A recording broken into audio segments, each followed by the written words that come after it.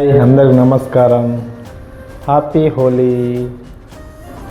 హోలీ అంటే రంగుల పండుగ మాత్రమే కాదు, మన శరీరానికి అన్ని రంగుల పోషకాలు గుర్తు చేసే పండుగ.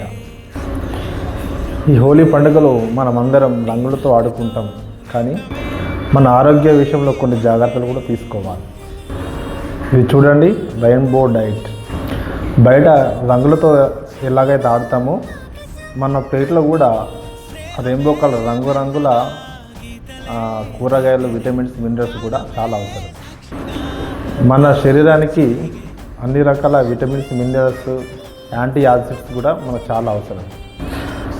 పండగ అనగానే బజ్జీలు, జిలేబీలు అట్లా నానా రకాల స్వీట్ల మీద పడిపోతాం. కానీ ఈసారి ఇలా కాకుండా వెరైటీగా ఇంట్లోనే డ్రై ఫ్రూట్స్ కానీ మంచి హెల్దీ స్నాక్స్, ప్రోటీన్ స్నాక్స్ కానీ తయారు చేసుకోవాలి.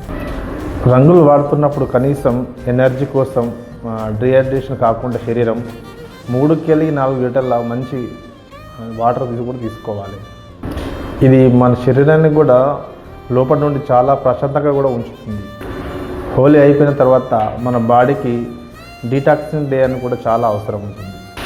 దీనికోసం మంచి ఫైబర్ ఉన్న ఆహారాన్ని తీసుకోవడం తప్పనిసరిగా గుర్తుంచుకోండి.